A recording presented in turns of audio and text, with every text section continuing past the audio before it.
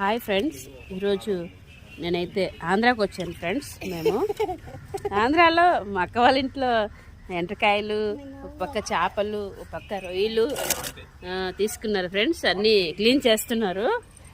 ఇంకా క్లీనింగ్ అయిపోయిన తర్వాత ఇంకా వండడం ప్రారంభిస్తారు. అది కూడా వీడియో మీకు పెడతాను ఫ్రెండ్స్. ప్రస్తుతానికైతే చూడండి, రొయ్యలు ఆల్రెడీ క్లీన్ చేసేసారు. ఇంకా చేపలు కూడా క్లీన్ చేసింది మా అక్క. ఎండ్రకాయలు మాత్రం మా తమ్ముడు ఇప్పుడే క్లీన్ చేశాడు ఆల్రెడీ, సగం ఇంకా చేస్తానే ఉన్నాడు ఫ్రెండ్స్. ఇది కూడా మీకు ఎలా చేస్తున్నాడో చూపిస్తాను.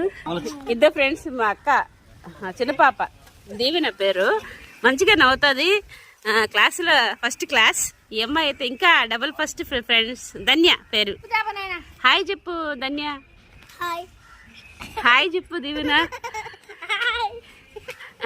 దీవెనది రేపు బర్త్డే ఉంది ఫ్రెండ్స్. ఏం కేక్ కట్ చేస్తుంది కూడా పెడతాను ఫ్రెండ్స్. చూడండి, మా దీవెన చాలా చక్కగా ఉంటుంది. పళ్ళు మాత్రం మంచి వరుసలో ఉంటాయి.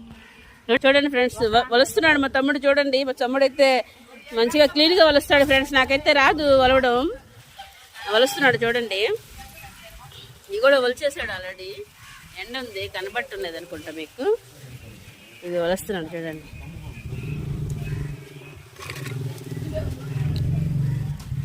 ఆంధ్రాలో బాగా దొరుకుతాయి ఫ్రెండ్స్ చేపలు, రొయ్యలు, ఎండ్రకాయలు. అందుకే 2 నెలలకు ఒకసారి ఆంధ్రాకి వచ్చి ఈ తినడానికే వస్తుంటాను నేనైతే.